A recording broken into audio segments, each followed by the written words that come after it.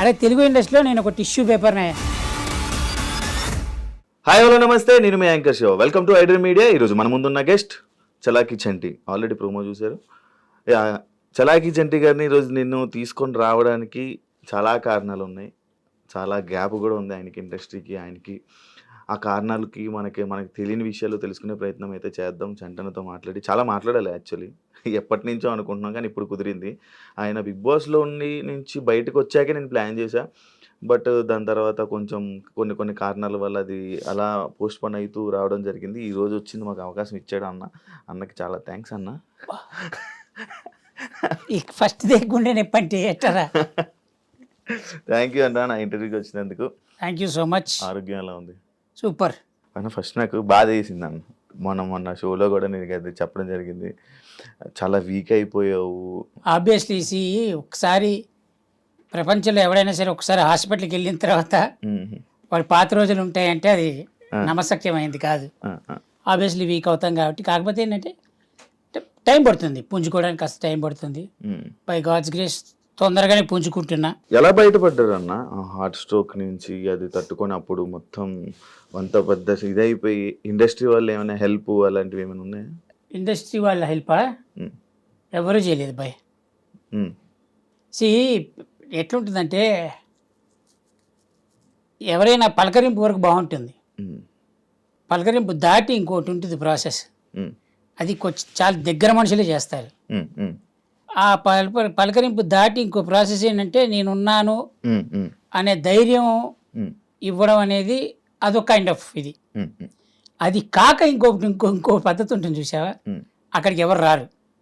So నేనేమంటున్నానంటే ఎవరు రారు అన్నాకంటే ఎందుకు రావాలంటున్నా. ఎందుకు రావాలనే డౌట్ కూడా ఉంటుంది. ఇప్పుడు సడన్గా నేనే ఉన్నా, నా దగ్గర ఉండొచ్చు ఉండకపోవచ్చు, నేను చెయ్యగలగచ్చు చేయలేకపోవచ్చు. చెయ్యలేని పక్షంలో నేను చేయలేదు అంటే అవతలుడు తప్పు పట్టుకుంటాడు, అలానే నేను తప్పు పట్టినట్టే. సో ఏంటంటే మనం అవతలని తప్పు పట్టే బదులు అట్లీస్ట్ పలకరింపులు అవన్నీ ఉన్నాయనుకో కొంచెం ఓకే, హ్యాపీ ఫీల్ అవుతాం.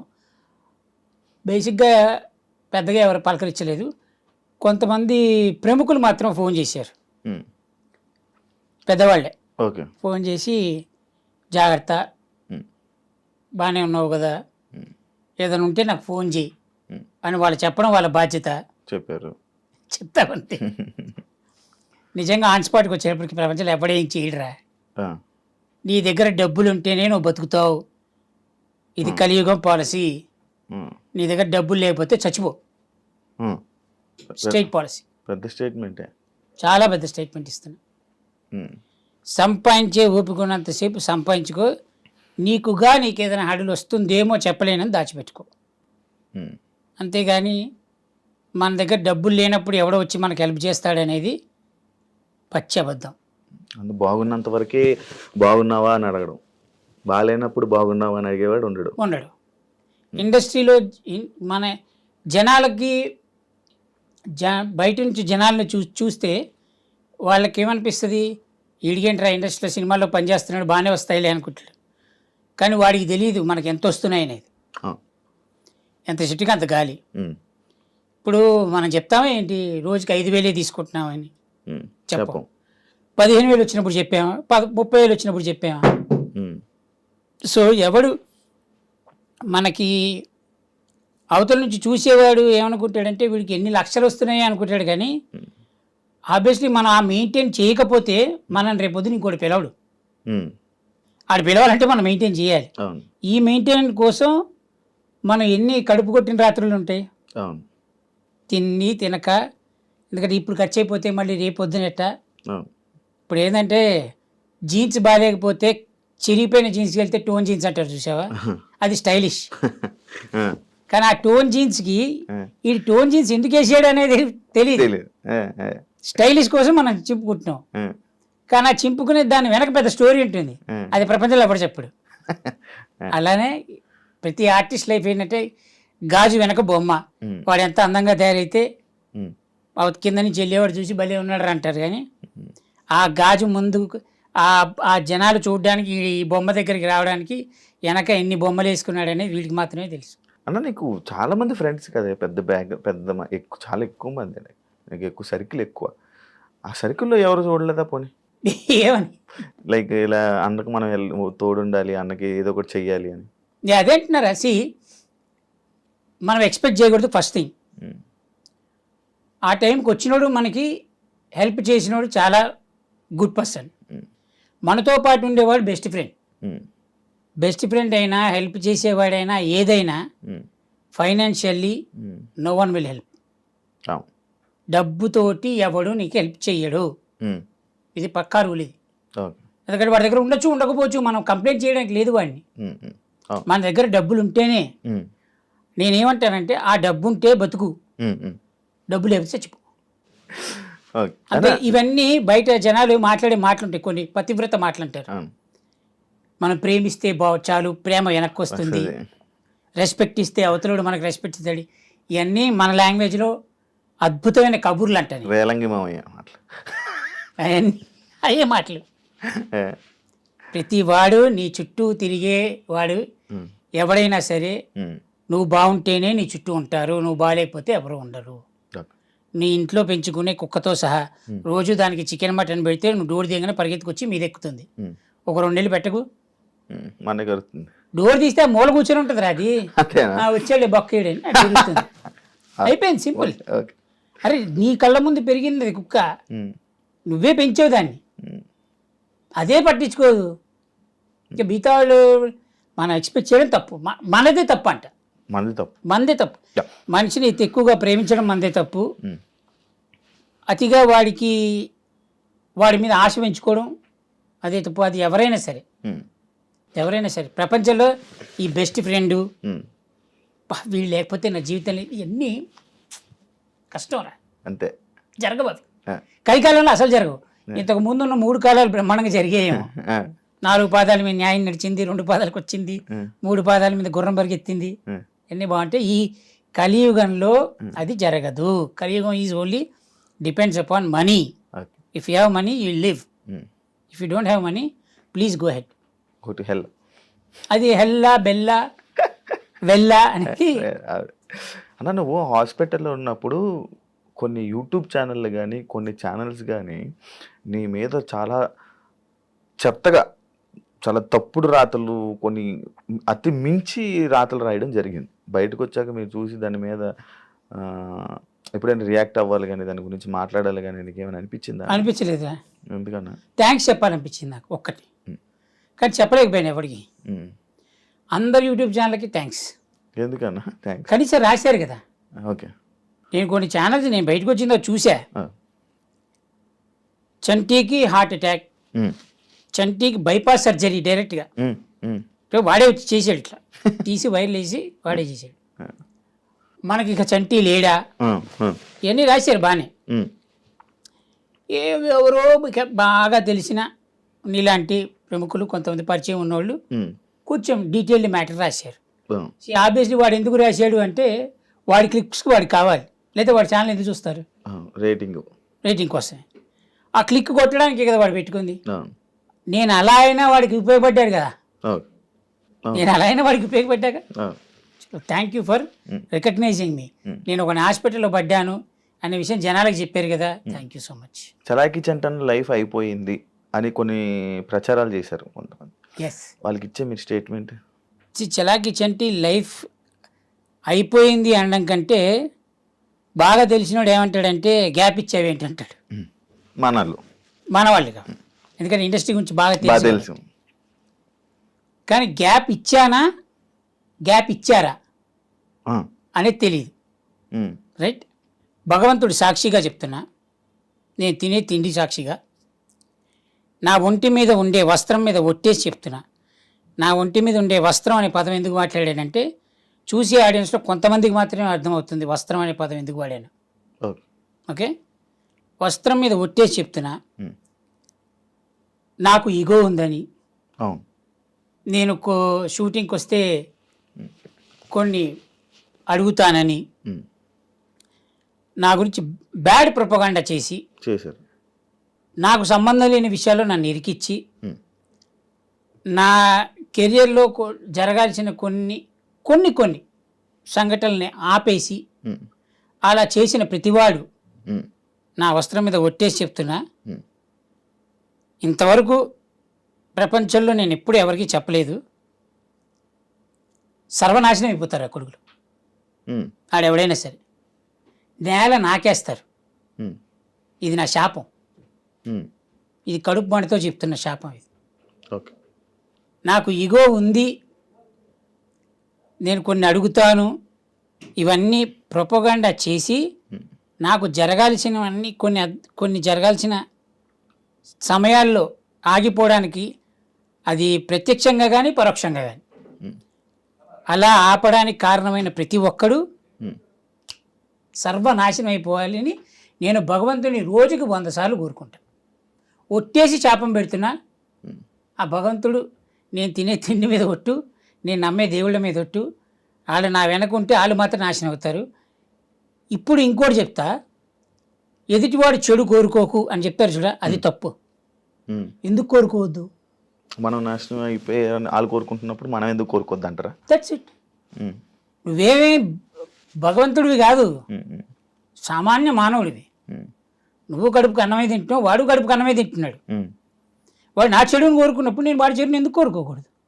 ఉమ్, ఇప్పుడు రేపొద్దున ఇంటర్వ్యూ బయటకు వచ్చిన తర్వాత నువ్వు ఎలా అలాంటి వాళ్ళ గురించి మాట్లాడుతున్నావు అంటే వాడెవడో నీకు తెలుసు, ఎవడైతే కమెంట్ పెడుతున్నాడో, ఉమ్, ఉమ్, ఉమ్. రైట్? అవును. నా చెడుని ఎవరు కోరుకున్నాడో నీకు తెలుసు. ఉమ్, అలాంటి వాడితో సహా వాడు కూడా నాశనం అయిపోవాలి, సర్వనాశనం అయిపోవాలి. ఉమ్, ఎందుకంటే నేను బాగాలేనప్పుడు నువ్వెందుకు బాగుండాలి? ఉమ్, సింపుల్ పాలసీ. ఉమ్, నేను బాగుంటే నువ్వు బాగుండాలని కోరుకుంటా. ఉమ్, నేను నాశనం అయిపోవడానికి కారణం అయినోడు ఉమ్, ఎవడైనా నాశనం అయిపోవాలి. అది that's a human mentality, human tendency, human nature. Um, ఇప్పుడు సముద్రంలో ఎక్కువ చెత్తేసి అది రిఫ్లెక్ట్ ఎప్పుడో కొడుతుంది, మొత్తం అందరూ బిస్కెట్ అయిపోతాం. ఉమ్, ఉమ్. దాని సముద్రం తప్ప కాదుగా, నువ్వు వేసావు చెత్త, అవును. అది తిప్పి కొట్టింది. నేనంతే, నా మీద చెత్తేసాడు, మీరు తిప్పికొట్టారు. నేను తిప్పి కొడుతున్నా. భగవంతుని అడుగుకుంటున్నా, వాడు నాశనం అయిపోవాలి, తొందరగా నాశనం చేయరా, అది నేను బతుకుండగానే చూడాలి ఆ నాశనాన్ని అని. హ్యాపీ. చలాకి చెండి వెండి తెరకి బుల్లి తెరకి గ్యాప్ ఇచ్చారా, వచ్చిందా? లైక్ ఎందుకు ఇవ్వాల్సి వచ్చింది ఇప్పుడు ప్రెసెంట్? అదే చెప్తున్నా మళ్ళీ సేమ్ అదే topic. Same topic. Okay, okay. మనం ఏదన్నా ఓ సినిమా ఆఫీస్కి వెళ్తే, అవును, అది ఇప్పుడు యాక్చువల్లీ నేను అదే అడగబోతున్నా. ఏదైనా మనం సినిమా ఇండస్ట్రీలో ఉండాలి అని అంటే చాలా ఒక క్వశ్చన్ అది.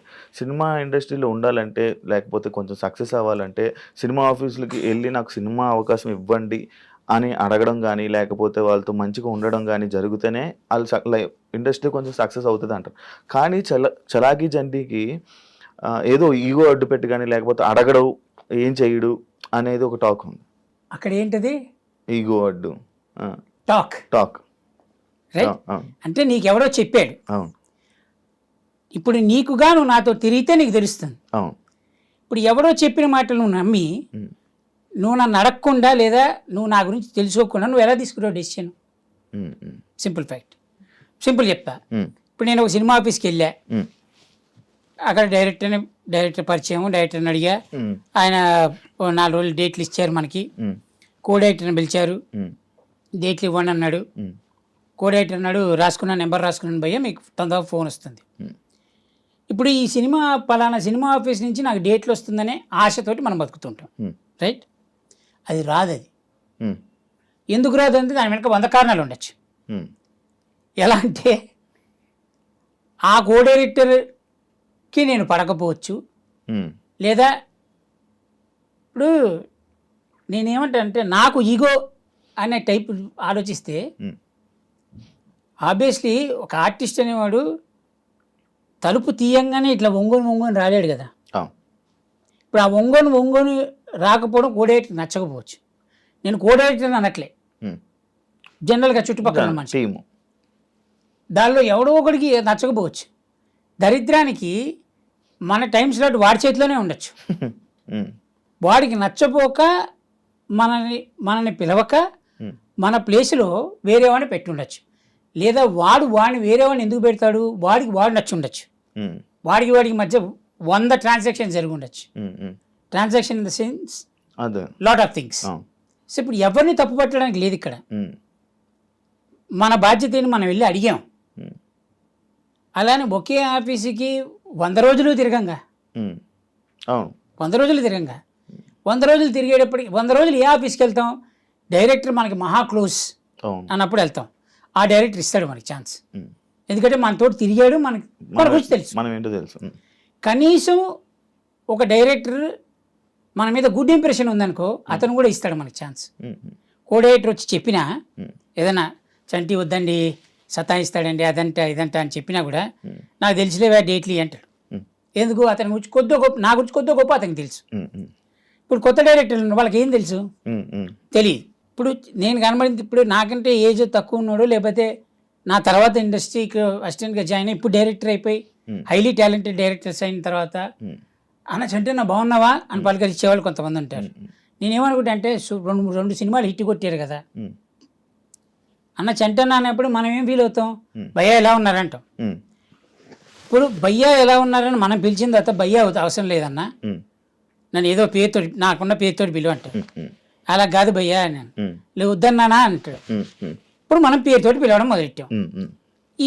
ఈ పక్కన ఉంటారు కొంతమంది. ఇప్పుడు ఈ డైరెక్టర్కి నాకు జరిగిన కాన్వర్జేషన్ వీళ్ళకి తెలియదు. నేను పేరుతో పిలిచిన రావడం వల్ల ఇది ఒక సంఘటన జరిగింది చెప్తున్నా. జరిగింది నేను పేరుతో పిలవడం వల్ల ఈ పక్కన టీం హర్ట్ అయిందంట, అందుకని క్యారెక్టర్ తీసేశారు. ఇంకా గొప్ప విషయం చెప్తా, ఒక డైరెక్టర్ ఒక సినిమాలో కమిట్ అయిన తర్వాత ఒక డైరెక్టర్ ఫాదర్ అక్కడ కూర్చొని ఉన్నారు. ఇప్పుడు అతను బోర్డు వేసుకోలేదుగా నేను డైరెక్టర్ ఫాదర్ని అని. మనం వెళ్ళాము, నార్మల్గానే ఉన్నాం, ఆ పక్కన నుంచి ఉన్నాం. మనం ఆయన సిగరెట్ తాగుతున్నాడు, నేను సిగరెట్ తాగుతున్నాను. ఇప్పుడు ఆయన డైరెక్టర్ ఫాదర్ అని మనం తెలిస్తే మనం రెస్పెక్ట్ ఇచ్చి అయ్యో సారీ అంకుల్ అని మనం అటు వెళ్ళిపోతాం, లేదా అసలు అటు సైడే వెళ్ళాం. నా పక్కన నుంచి సిగరెట్ తాగి వీడియో ఆర్టిస్ట్ అని క్యారెక్టర్ని తీసేస్తాడు ఎవడైనా. జరిగింది పెద్ద సినిమా ఇది పెద్ద, ఇలా చాలా జరిగాయి. నా ఒక్కడికి కాదు, ప్రతి ఆర్టిస్ట్కి జరుగుతాయి. ఇంకా ఏంటంటే భజన కొట్టినంతసేపు నువ్వు ఎన్ని లంగా లఫూట్ పనులు చేసినా యు ఆర్ గ్రేట్. భజన కొట్టకపోయి నువ్వు ఒక్క మంచి పని చేసినా అది వాడికి నచ్చలేదు అనుకోరా, నీ అంత గలీజ్గాడు ఇంకోలేడు. ఇది ఆర్టిస్ట్ లైఫ్. ఓకే, మూడోది ఏంటంటే అసలు నువ్వు ఎలా ఉండాలంటే ఇక మీరే దిక్కబ్బా, ఇక మీ వల్లే పుట్టుక నాది, నా జీవితం మీ వల్ల నడుస్తుంది అంతే. ఇక అసలు నేను నేల వేస్ట్ నీ నేల. మీరు నన్ను వజ్రంగా తయారు ఈ సినిమాతోటి డైరెక్ట్గా, ఈ సినిమాలో క్యారెక్టర్ మీరు ఇవ్వడం వల్లే డైరెక్ట్ నంది ఆస్కర్కి వెళ్ళిపోతాను అన్నట్టుగా డైరెక్టర్తో బిహేవ్ చేయాలి, అప్పుడు నీకు ఒక అద్భుతమైన క్యారెక్టర్ పడుతుంది. అంటే ఇప్పుడు ఇండస్ట్రీలో టాలెంట్ని చూసేవారా ఆర్టిస్టులకి అవకాశాలు చూసి ఇవ్వరా అనే క్వశ్చన్ తప్పు అంటున్నా. ఇప్పుడు బ్రహ్మానందం గారు చెప్పినట్టు ఆయనకంటే సీనియర్ ఆర్టిస్టులు ఉన్నారు, వాళ్ళు వెళ్ళిపోయే టైంకి ఆయన వచ్చారు. ఆయన తర్వాత చాలామంది ఉన్నారు ఆర్టిస్టులు. ఈయన రన్నింగ్లో ఉన్నారు కాబట్టి ఈయన గ్యాప్ ఇచ్చినప్పుడు కొంతమంది ఆర్టిస్టులు హైలైట్ అయిపోయారు, రైట్. మళ్ళీ ఆయన ఫామ్లోకి వచ్చారు, మళ్ళీ నడుస్తోంది. అట్లంటే పాత నీరు పోయి కొత్త నీరు వస్తూ ఉంటుంది. ఇప్పుడు నేను పాతోని అనట్లే, నేను ఇండస్ట్రీకి వచ్చి 15 ఏళ్ళు అయింది, దాంట్లో తిప్పి కొడితే 6 ఏళ్ళు పనిచేసి ఉంటాయి ఇండస్ట్రీలో ఆర్టిస్ట్గా, అంతే. మిగతా అంతా జబర్దస్తే. సో ఇప్పుడు ఏమైందంటే మనం పాత మనని చూసే, ఇప్పుడు అందరూ నన్ను చంటన్నా అని పిలిస్తే అది ప్రేమ, వాడికి నా మీద ఉన్న ప్రేమ. చంటన్నా అని పిలవడం వాడి బాధ్యత. వాడు ఏం ఫీల్ అవుతున్నాడు, వాడికంటే నేను పెద్దోడు, నేను ఎరా అబ్బాయి ఎలా ఉన్నావు అని పిలుస్తా, నాకంటే చిన్నోడైతే. నాకంటే పెద్దోడు నేను ఎరా అని ఎలా పిలుస్తా కదా. ఆ ప్రేమ అభిమానాన్ని వాళ్ళు నన్ను చంటన్నా అని పిలుస్తుంటే పక్కోడికి ఏమనిపిస్తుంది అంటే వీడు చంటి కొంచెం పెద్దోడే అన్న రెస్పెక్ట్ ఇచ్చి వీడు చంటన్నానే పిలవడం మొదలెడతాడు.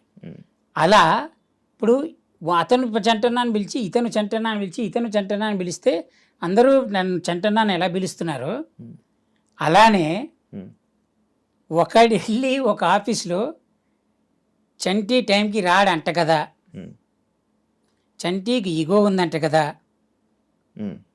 అనేది ఒకటి ప్రాసెస్ పెడితే వాడి కిందోడు వీడిని సపోర్ట్ చేయాలి, ఎందుకంటే తప్పదు.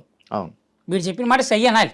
అవును ఈ సై అనే మాటకి ఉమ్, అంట కదా అన్న వ్యక్తి నాతోటి పని చేయలే, ఉమ్, ఈ పక్కన సై అంటున్న మాటోడు నాతోటి పని చేయలే. పనిచేయదు. పోనీ నాకు క్యారెక్టర్ ఇద్దామనుకున్న డైరెక్టర్ ఉన్నాడు చూసావా, అతనికి నా గురించి తెలియదు. ఉమ్, వీళ్ళు ముగ్గురు చెప్పడం వల్ల ఉమ్, ఆ డైరెక్టర్ ఇవ్వాలనే ఇది కూడా పోయిందిగా.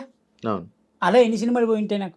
అందుకేనన్నా ఇండస్ట్రీ ఆపేసి జబర్దస్త్కి మళ్ళీ వెళ్ళడానికి కారణం. అంటే ఒకానొక టైంలో ఇలా నడుస్తుంది, సినిమాల్లోకి వెళ్ళావు, మంచి నడుస్తుంది, సడన్గా సినిమాలు ఆపేసి మళ్ళీ జబర్దస్త్ వైపు తిరిగావు. అదే చెప్తున్నా. ఇప్పుడు ఆఫీస్కి వెళ్తాం అబ్బాయి, అడగడం మన బాధ్యత, లిటరల్గా అడుక్కోవడం మన బాధ్యత. ఉమ్, అడిగాము, ఇస్తాను అని వాళ్ళు చెప్పంగానే మనం జబర్దస్త్ మానేసి ఉమ్, లేదంటే డైలీ నడిచే రొటీన్ ఉమ్, ఉమ్, వచ్చే ఖర్చులు మానేసుకొని ఇంట్లో కూర్చోలేంగా. ఉమ్, ఉమ్, ఉం? అవును ఇప్పుడు అది నడుస్తోంది కాబట్టి కొంచెం జనాల్లో కనబడుతున్నాం కాబట్టి ఉమ్, మనం ఇంకా గుర్తుపెట్టుకుంటారు. ఉమ్, ఉమ్, ఆ చనువుతోటి మనం ఆఫీస్కి వెళ్ళగలుగుతున్నాం. అవును ఇప్పుడు అది లేక ఈ సినిమాలే వస్తున్నాయని కూర్చుంటే ఉమ్, ఈ సినిమా రాకపోతే అలా రాలేదుగా. అవును అవును అందరూ ఏమనుకుంటారు, జబర్దస్త్ నడుస్తాం కదా బాగానే సంపాదించుకుంటున్నాడు అంటారు. కానీ జబర్దస్త్లో ఎంత సంపాదిస్తున్నాడు అనేది టీం లీడర్లకి మాత్రమే తెలుసు. ఆ, వాడికి వచ్చే పేమెంట్ ఎంత, వాడు ఇచ్చే పేమెంట్ ఎంత. ఆ, చూసేవాడు ఏమనుకుంటాడు, ఇది ఏంటి కారులో తిరుగుతున్నారు అనుకుంటారు. కానీ కారు కొనడం చాలా ఈజీ, easy.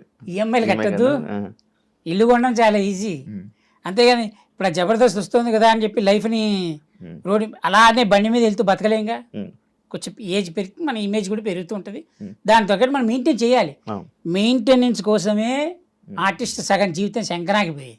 కాదండి. ఇప్పుడు జబర్దస్త్ మళ్ళీ వెళ్ళే ఆలోచన కానీ లేదు అవకాశం వచ్చినా లేదు లేదు వద్దన్నారు నన్ను. ఎందుకు వద్దన్నారు. ఎందుకు వద్దన్నా? తెలీదు నాకు కూడా.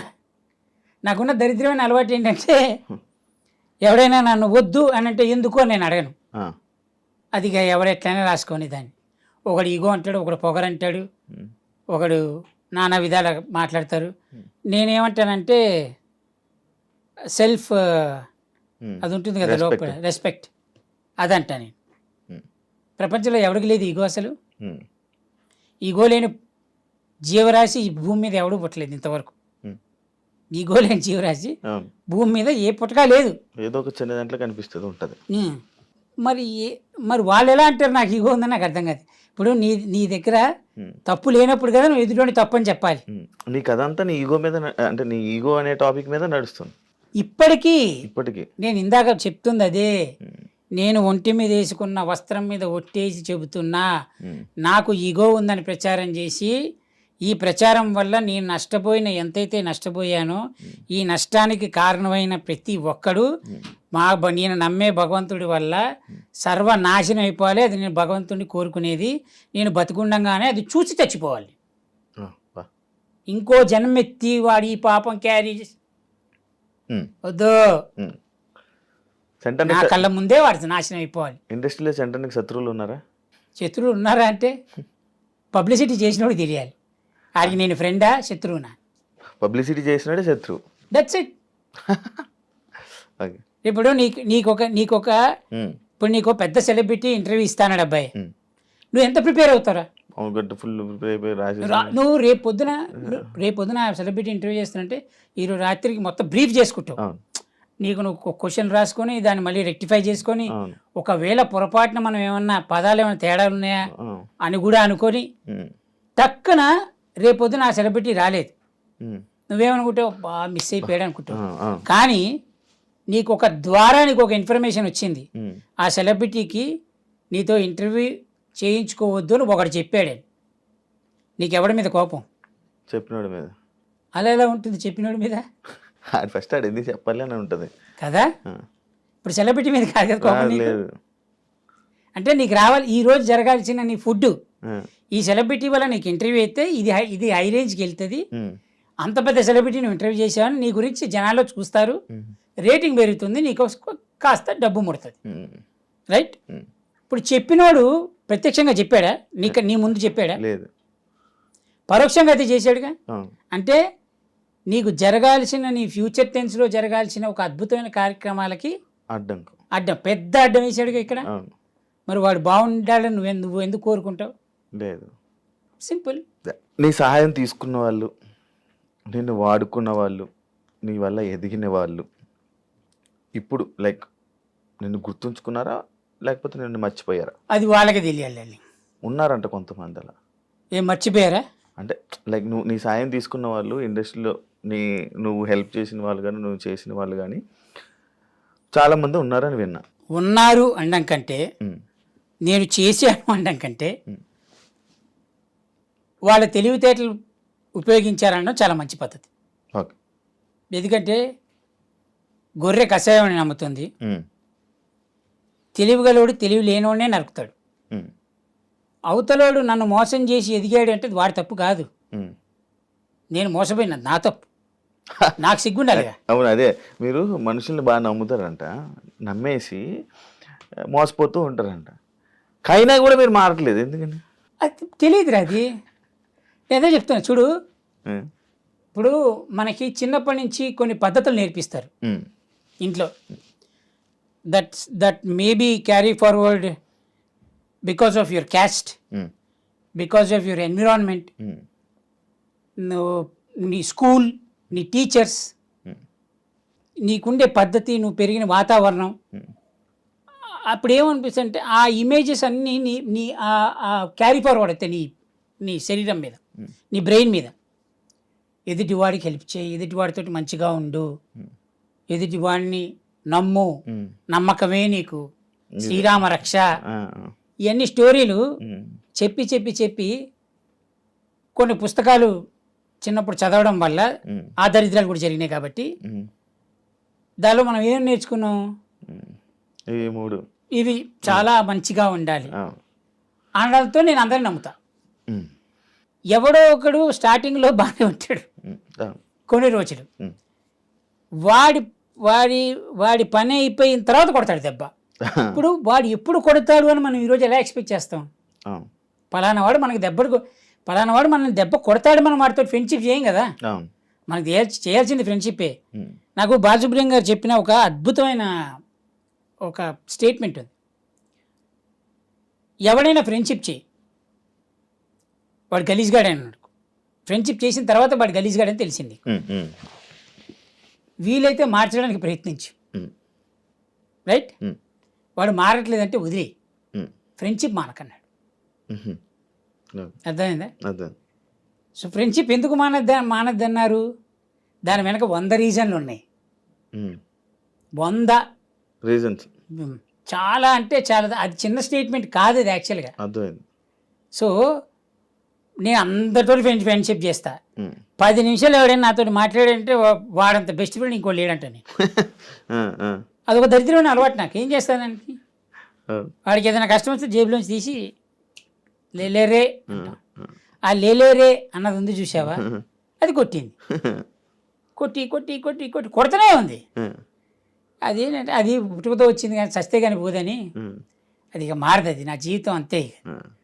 అది నేను అన్నట్టు నాకుగా నేను ఇంట్లో కూర్చొని చాలాసార్లు అనుకున్నా, బిగా వద్దురా రే, ఇక చంటిగా రేపటి నుంచి నువ్వు విలన్గా తయారవ్వాలి అని లేచి స్నానం చేసి బయటికి రాగానే ఎవడైనా వచ్చి అన్న అనగానే పదరా కిందకి వెళ్దాం అయిపోయింది.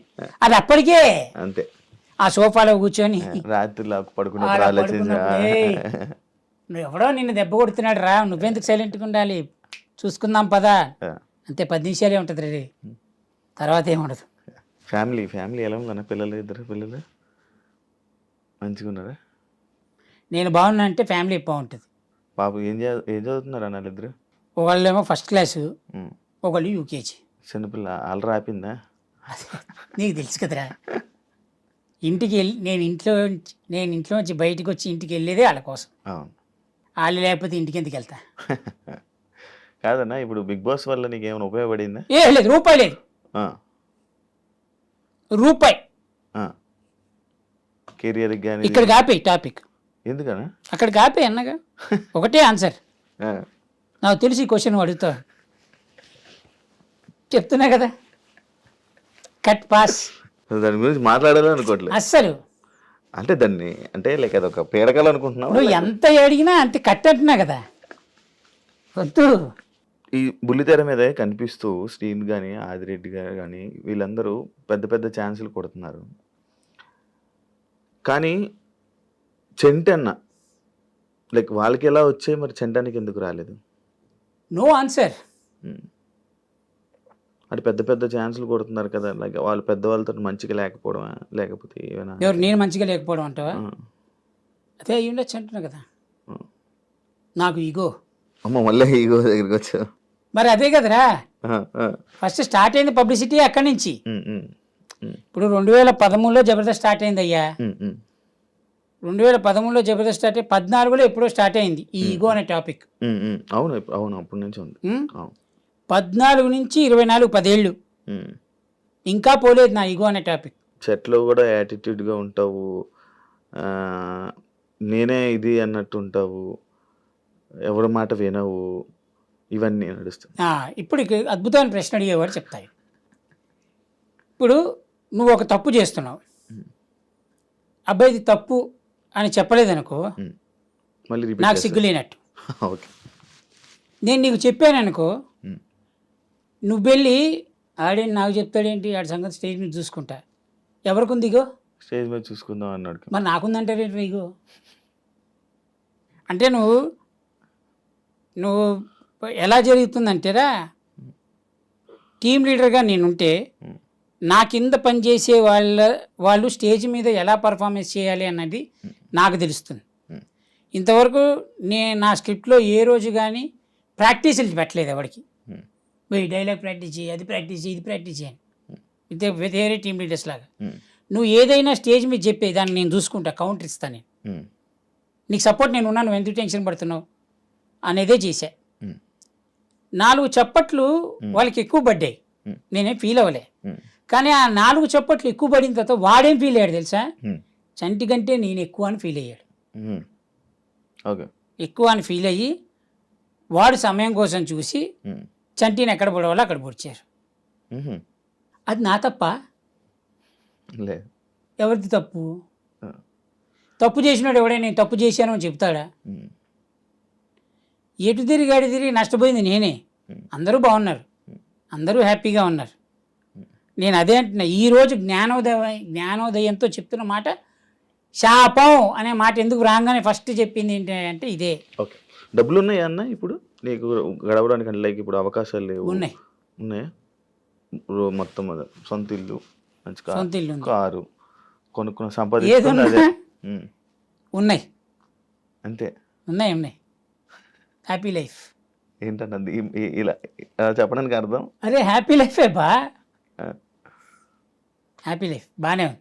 జబర్దస్త్ బ్యాచ్లో ఒకరికి ఒకరు సాయం చేసుకునే గుణం ఎంత శాతం ఉందనుకుంటున్నావు? ఉన్నదా అసలు? ఉంది, 100% ఉంది. 100%. అయ్యో, ఒకడు కష్టంలో ఉన్నాడంటే మొత్తం జబర్దస్త్ మొత్తం టీం అందరు కలిసి సపోర్ట్ చేస్తారు. రివర్సా? నేను ఏమైనా రివర్స్ ఏమని చెప్పానా? స్ట్రైట్గా చెప్పింది. నువ్వు ఆలోచిస్తున్నావు చూడు, ఏది నిజం ఏది అబద్ధం నీకు తెలుసు, నీ మనసుకు తెలుసు, చూసే వాళ్ళకి అర్థమవుతుంది. ఉందనే చెప్తున్నా అబ్బా, నేను తప్పు చెప్పట్లే. ఉంది 100%. ఒక మనిషికి కష్టం వస్తే జబర్దస్త్ టీం అందరూ కలిసి సపోర్ట్ చేస్తారు, వాడిని నిలబెడతారు, వాడు బాగుంటాడు. ఏట్రా నవ్వుతావేట్రా? ఏమన్నారా ఆలోచిస్తున్నా. ఉంది, ఇన్నిసార్లు ఉందని చెప్తున్నా కూడా నమ్మకపోతే నా తప్ప? ఏమైనా చెప్పాలనుకుంటున్నావా దాని గురించి? ఏం లేదు, నీకు జరిగిన ఎక్స్పీరియన్స్ ఏం లేదు. ఇండస్ట్రీలో ఉన్న వాళ్ళకి కానీ లేకపోతే ఇండస్ట్రీలో ఇప్పుడు రాను ఎదుగుతున్న వాళ్ళకి కానీ ఏం చెప్పాలనుకుంటున్నావు? చంటన్న తరపున ఒకవేళ ఏదైనా చెప్పాలనుకుంటే ఏం చెప్పాలనుకుంటున్నావు? ఇండస్ట్రీలో రావాలనుకునేవాడికి డబ్బులు ఉంటే రండి, డబ్బులు లేకపోతే వద్దు. సీరియస్గా ఉన్న వాళ్ళకి, లైక్ ఇండస్ట్రీలో ఉన్న వాళ్ళకి, ఆల్రెడీ ఉన్న వాళ్ళకి, చిన్న స్టేజెస్లో ఉన్న వాళ్ళకి మనం ఎవరా చెప్పడానికి? అది చేసుకుంది అది చేసుకుంటారా? మనం వేస్ట్ కాలం, మనం ఎవరా చెప్పడానికి? మనం ఈగా ఇప్పుడు ఇండస్ట్రీలో ఉన్నోళ్ళ ముందు మనం ఈగ. పొద్దింకలు ఉన్నాయి, బల్లులు ఉన్నాయి, వాళ్ళకి అన్నీ తెలుసు, మనం ఎవడు చెప్పు. అంతే. ఏదో పొరపాటున ఒక 4 రోజులు ముందు ఇండస్ట్రీకి వచ్చాం కాబట్టి ఉమ్, అందరూ మనల్ని చంటి అన్నాన్ని పిలిచి రెస్పెక్ట్ ఇస్తున్నారు. కానీ ఉమ్, ఇదే చంటి వాళ్ళతో పాటు వచ్చి ఉంటే ఏరా చంటిగా తర్వాత చాలా మంచి పదాలు ఉమ్, పలకరింపులు ఇవన్నీ ఉంటాయి. కాబట్టి మనం ఉమ్, మా హూ హూ నువ్వెవరివి అసలు, ఉమ్, ఎదుటోడికి ఎందుకు సజెషన్ ఇవ్వాలి, ఉమ్. అంతే. ఎవ్వడికి ఏం పక్కర్లేదు, వాళ్ళకి అన్నీ తెలుసు. అన్న ఇప్పుడు ఒకటి ఉందన్న, ఇండస్ట్రీలో ఉన్న కొన్ని ఫ్యామిలీస్కి మనం భజన చేస్తేనే ఛాన్సులు వస్తాయి, లేకపోతే లేదు, కెరీర్లో ముందుకు వెళ్ళలేరు అనేది ఒకటి ఉంది. అది నిజమా? అది నిజం అంటే నాతో ఒక ఆర్టిస్ట్ అన్నాడు, ఇలా చేస్తేనే వస్తాయి. ఒక ఆర్టిస్ట్, ఒక ఆర్టిస్ట్, పెద్ద ఆర్టిస్ట్, ఇప్పుడు పెద్దోడు, ఓకే, ఓకే, డైరెక్ట్గానే అన్నాడు, నువ్వు తప్పదన్నా, నువ్వు ఇలా ఉంటే నడవదు, నువ్వు కొట్టాలి, నువ్వు భజన కొట్టాల్సిందే, కొట్టకపోతే నడవదు అని అన్నాడు. వాడు బాగున్నాడు, ఇప్పుడు పెద్ద ఆర్టిస్ట్, ఇప్పుడు పెద్దోడు కాబట్టి. అది సందర్భరహితంగా జరిగే సంఘటనలు అవి. ఇప్పుడు మనం భజన కొడితేనే మనకి ఛాన్సులు వస్తాయి అనేది ఉంటే, భజన కోసమే ఇండస్ట్రీలోకి వచ్చిన వాళ్ళు కొన్ని వందల మంది ఉన్నారు, వాళ్ళకి రాలేదుగా. భజనతో పాటు టాలెంట్ కూడా ఉండాలి. ఇప్పుడు ఇక్కడ ఏంటంటే 99% నీ టాలెంట్ ఉంటే 1% నీ లక్ కూడా ఉండాలి. నీ 1% లక్కే నీ 99% హార్డ్ వర్క్ని తీసుకెళ్ళి ముందు చూపెడుతుంది. హార్డ్ వర్కే నేను పైకి తీసుకొస్తుంది అంటే ఈ రోజుల్లో only hard work gives your energy అంటే, నీకంటే రిక్షా వాడు చాలా హార్డ్ వర్క్ చేస్తాడు, వాడు కోటీశ్వరుడు అవ్వాలిగా. ఎండల్లో వానల్లో తడుచుకుంటూ ఆటో నడుపుతారు, వాళ్ళు కోటీశ్వరులు అవ్వాలిగా. వాడికంటే గొప్ప హార్డ్ వర్క్ చేస్తున్నాం మనం. జూనియర్ ఆర్టిస్ట్ నీకంటే కుక్క ఎంత పాపం, ఎట్లా అంటే వాడు తినని తిట్లంటూ ఉండదురా, ఏ బొక్క నాకు ఇచ్చే డబ్బులకి నేను ఒక కారు, నాకు అసిస్టెంటు, నేను వెళ్తే ఓ నలుగురు రెస్పెక్ట్ ఇచ్చి నాకు టీ ఇచ్చి, నాకే ఇంత బలుపు ఉంటే నాకంటే కొన్ని వందల సినిమాలు సీనియర్ మోస్ట్ జూనియర్ ఆర్టిస్ట్ ఉంటాడు, వాడికి ఎంత తెలిసి ఉండాలి, ఎంతమంది డైరెక్టర్ల గురించి తెలిసి ఉండాలి. మరి వాళ్ళకి రాలేదే, వాళ్ళు ఇంకా బాగుండాలి కదా నాకంటే. సో ఏంటంటే your 1% luck makes your 99% hard work. అదే చూపెడుతుంది, 1% చూపెడుతుంది. అది లేకపోతే నువ్వు ఏం చేసినా నడవదు, అంతే. ఈ 1% మీద ప్రపంచం మొత్తం తిరుగుతుంది 1% మీద. ఇందాక ఒక క్వశ్చన్ అడిగావు చూసావు నువ్వు, భజన కొడితేనే ఉంది అని. నాతోటి ఒక హీరో కూడా అన్నాడు ఈ మాట, హీరోనే అన్నాడు, నువ్వు నాకు నేను అన్న మాటకి నువ్వు సై అనవేంటి అని. ఏం చెప్తారు సై అనవేంటి అంటే, అంటే నీకు ఒక రెస్పెక్ట్ లేదు, నీకు సెల్ఫ్ రెస్పెక్ట్ అనేది లేదు. నువ్వు బతకడం కోసం నువ్వు చంపేసుకోవాలి. ఇక అవతలోడు ఏది మాట్లాడినా అడు ఎంత లఫ్ట్ గల్లా ఉన్నాడంట అన్నాడు. ఏందన్నా లఫ్ట్ అనే మాట నీ నోట్లో చెప్పా, ఇప్పుడు ఏమిటి లఫ్ట్, అసలు పదం ఏంటిది, ఎక్కడిది, జర్మనీ పదమా అని అడగలేదనుకో, వీడికంటే వీడి ఎక్కువ బలుపునట్టుందంట. ఇప్పుడు ఈ లఫ్ట్ అనే మాటకే నువ్వు చెప్పలు కొట్టాలంటే ఎన్ని మాట్లాడతారు వాళ్ళు, అన్నిటికీ కొట్టాలి నువ్వు చప్పట్లు. అట్లా కొంతమందికి మనం కొట్టలేక, కొట్టడానికి రాక, కొట్టబుద్ధి కాక కొట్టలేదు. కాబట్టి ఈ ప్రస్తుతానికి ఈ స్టేజ్లోనే ఉన్నా. నువ్వున్న పొజిషన్కి నార్మల్గా ఒక సినిమాలో ఒక సైడ్ నాకు రోల్ చేస్తే నార్మల్గా ఎంత ఇస్తారన్న? నేనున్న పొజిషన్కి డిపెండ్స్ ఆన్ మూవీ. అరే నేను రెమ్యునరేషన్ విషయంలో ఏ రోజు అడగలే, నాకు ఇంతే కావాలి. అది నేను అలన్న దగ్గర నుంచి నేర్చుకున్నా. మనకు కావాల్సింది సినిమా, వాడు 5 ఇస్తాడా 10 ఇస్తాడా అనే విషయం పక్క పెట్టు, నీకు వర్క్ కావాలి. ఈ వర్క్ వల్ల నలుగురు పరిచయం అవుతారు, ఆ నలుగురు రేపు పొద్దున్న నీకు పనికి వస్తారు. ఎందుకంటే ఇండస్ట్రీలో అందరూ ఎవడో ఒకడు ఎప్పుడో ఒకప్పుడు పనికి వచ్చేవాడే, చెడ్డోడైనా మంచోడైనా. ఆ నలుగురిలో ఎవడో ఒకటి నీకు పనికి వస్తాడా, ఆ నలుగురు పరిచయం అవుతారు నీకు. వాడు 5 ఇస్తాడా 10 ఇస్తాడా అనే విషయం పక్క పెడితే నీకు పని కావాలి కాబట్టి వాడు ఎంత ఇచ్చినా వెళ్ళిపో, డేట్ ఖాళీ ఉంటే. 10 వచ్చే చోట 5 కోసం ఈ 10ని మానుకోమని చెప్పట్లే. 5 ఇచ్చినా వెళ్ళిపోయి చేసుకోవాలి. అది నేను నేర్చుకున్నది. ఇక్కడ వచ్చిన తలగానే పోయింది తెలుసా. 5కి 10కి కూడా చేస్తాను అని చెప్తే నేను 3కే చేస్తా అని చెప్పి ఆర్టిస్టులు ఉన్నారు. ఎందుకు అంటే నాకు 5 ఇవ్వడం అని. ఇది ఎవరు చెప్తారు? ఇందాక నేను చెప్పా కదా, co director or assistant directors or team of the direction department. వాళ్ళకి ఉండొచ్చు ట్రాన్సాక్షన్, తప్పులేదు, ఏమంటే తప్పు పట్టలేదు. సో వాళ్ళు చెప్పడం వల్ల చంటి గారికి 3 5 ఎందుకండి, చంటి గారికి 10 ఎందుకండి, మనోడు 7:30కి వస్తా అంటున్నాడు కదా. అందుకేనా అన్న సీనియర్ కమేడియన్లు తక్కువైపోయి జబర్దస్త్ కమేడియన్స్ రావడానికి రీజన్ అదేనా? నువ్వు అడిగే ప్రశ్నలు ఎలా ఉన్నాయి తెలుసారా? గోడకి మేక్ కొట్టేటప్పుడు సుత్తితో కొట్టావా రాయితో కొట్టావా అన్నట్టుంది. ఎటు కొడితే మేకు దిగుతుందా లేదా, ఇది కాన్సెప్ట్. ప్రొడ్యూసర్ వైజ్గా ఆలోచిస్తే నాకు ఎంత బడ్జెట్లో తక్కువ అవుతుంది అనేది ప్రొడ్యూసర్ ఆలోచిస్తాడు. డైరెక్టర్ వైజ్గా ఆలోచిస్తే ఈ క్యారెక్టర్ పలానోడు చేస్తే బాగుండు అని ఆలోచిస్తాడు. కానీ కింద ఉన్న ప్రొడక్షన్ మేనేజర్ వాడు ఉంటాడు చూసావా, వాడికి ఎంత తక్కువలో ఆర్టిస్ట్ వస్తే బాగుండని ఆలోచిస్తాడు. ఈ ముగ్గురులో ఎవరిది తప్పు, ఎవరిది కరెక్ట్? ఎట్ లాస్ట్ దిగేది సినిమా. సినిమా ఆడియన్స్కి థియేటర్లో అయితే రాయరు కదా, పలానా ఆర్టిస్ట్కి పేమెంట్ ఇవ్వలేకపోవడం వల్ల ఈ క్యారెక్టర్ పలానా ఆర్టిస్ట్ చేస్తున్నాడని కింద స్టేట్మెంట్ వెళ్తే జనాలు కూర్చొని చదువుతారా?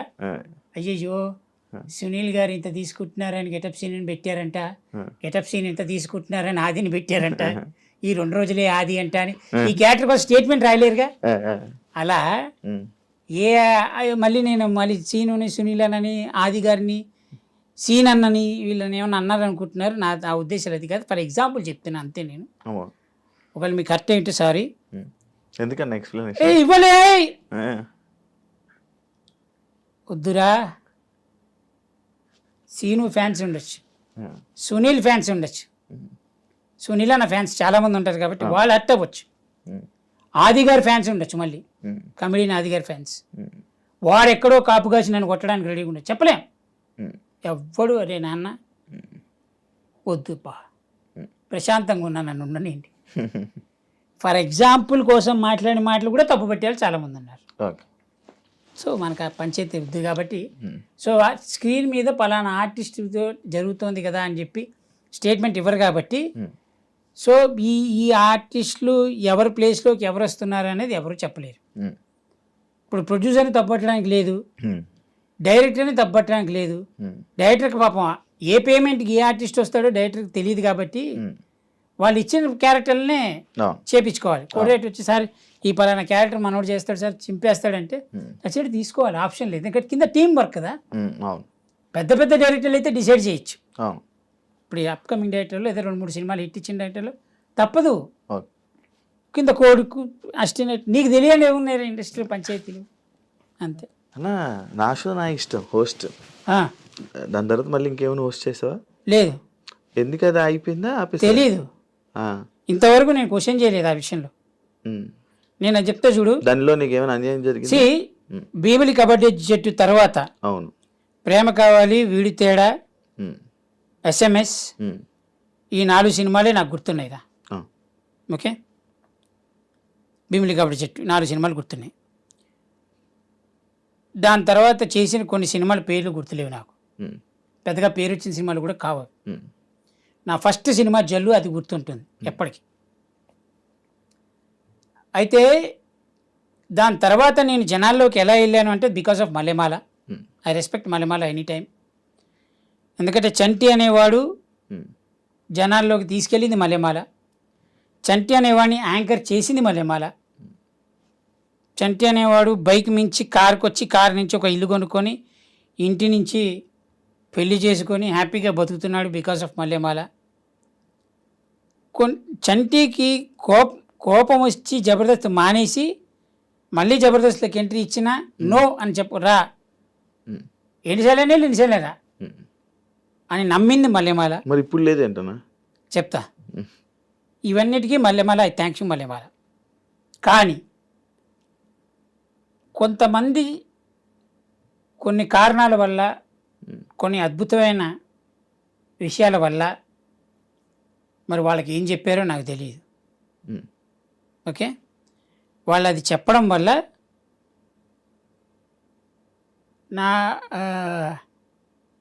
నన్ను వద్దన్నారు వాళ్ళు.